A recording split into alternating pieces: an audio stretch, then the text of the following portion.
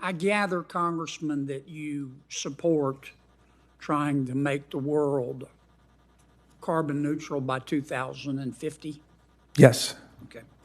And I gather from your testimony that, in your judgment, part of achieving that goal is eliminating the use of fossil fuel generated energy. Not immediately. Right. But there are staged reductions that would be required in order for us to meet that goal. And I don't think it requires the absolute elimination of all carbon fuels, but I think something like a steady 4% per year reduction. By 2050, how much do we need to eliminate? Well, what the scientists are telling us is that we in order to avert the most extreme calamities, we need to limit the global warming to 1.5 degrees Celsius. But here's what I'm getting at. Right now, America relies on fossil fuels for 80% of its energy. By 2050, what percentage do you think that should be in order for us to become carbon neutral? I better not opine on that because I don't know, but I will tell you this, and I see where you're going. This is a tremendous challenge, maybe the greatest challenge of our lifetimes, and I think it... I understand. I'm sorry. Yeah. Just give me a little bit of time here. Yeah. Are you... Let me ask you this. How many people are there in the world? What's the world's population? Is it now 4.5 billion? It's about 8 billion. Is it 8 billion? I'm not trying to trick you. All right. I had to look it up myself. I should have updated on that. It's 8 billion people living in the world. 8 billion, okay. 4 billion people depend on fertilizer made by natural gas to eat. If we didn't have natural gas, 4 billion people would starve to death. What do we do about that? So that is, fuels. I mean, that's precisely the challenge that we need to be confronting and that we should have been confronting all these decades. How do we disengage gradually from one model of energy consumption and move into another so that we are meeting the public health goals that are urgent, as the distinguished senator from New Mexico just... Are you familiar with what's called a boreal forest? No, only in the most... forests in the northernmost part of the world, just below the Arctic, in North America, in Eurasia.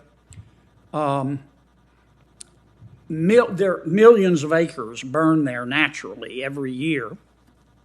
The fires are less today than they were 150 years ago, but obviously forest fires produce carbon. And I was reading a study this weekend. I want to get my facts straight here. They said the carbon released by these naturally occurring forest fires in boreal forests, nobody lives there. Let's see. Wildfires in the boreal forests in North America and Eurasia in 1 year, 2021, released double the amount of all global CO2 produced in 2001. And 3 times as much as the Inflation Reduction Act is projected to reduce by 2030. My point is, the Inflation Reduction Act is going to end up costing about $1.2 trillion. Presumably, there are estimates about how much carbon it will reduce by 2030. American people are going to spend a lot of money, $1.2 trillion. For what? The carbon released by naturally occurring boreal forest fires in 2001 is 3 times the amount we'll save by asking the American people to spend $1.2 trillion of their money on the Inflation Reduction Act. Now, unless you're the reason that your parents drank, that doesn't make sense, does it? So thank you. I mean, it's a trenchant question, Senator. I've heard these comparisons before between natural greenhouse gas emissions, which are obviously a product of forestry and agriculture and the agricultural revolution, and what we contribute through industrial greenhouse gas emissions. But I think it's a bit of a distraction from the real issue because we take for granted. These are peer-reviewed studies, Congressman. Oh no, but the peer-reviewed studies show exist. I promise you. Oh no, but I'm not doubting the science for 1 minute. I'm saying let's take the science for granted. Let's take nature for granted. Thank God that we have forests and we have greenhouse gas emissions that come from agriculture and so on. All of that is something that we take for granted. Okay. Now, we also, however, can reduce agricultural greenhouse gas emissions through looking at industrial livestock practices. My point is, I'm going way over. This is my last question. Yeah. We spend all this money. Okay, it's going to cost America about $1 trillion a year to make us carbon neutral by 2050. Yes. We don't lower world temperatures a scintilla of a degree if you look at the boreal forest fires. So what do? Oh, I got you. But would you dispute that it would be far worse if we do nothing? In other words, if we stay on the path that big oil would have us stay on, are you denying that we would be in a situation where the Earth's temperature goes up? That's not your goal in trying to make us carbon neutral. Is to be it's a zero-sum game. Your goal is not to make it better. Your point is, as I understand it, that the world will end if we don't achieve the carbon neutrality. Right. We want to prevent calamity. We want to make our one planetary habitat as livable as possible, right?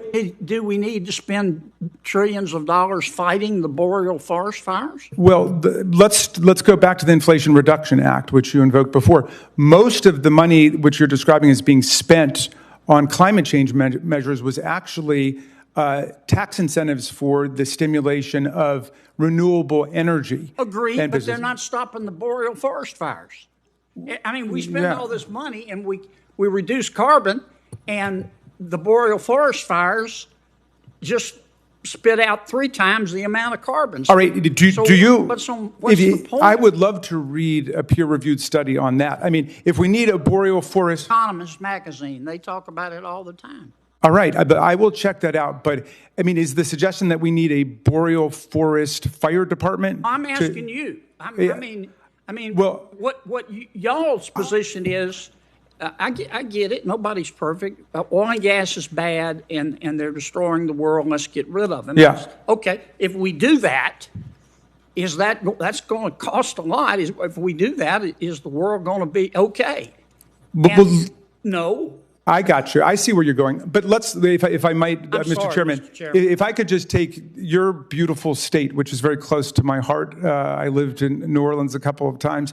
Come back and spend money. But I definitely will. I plan to do that.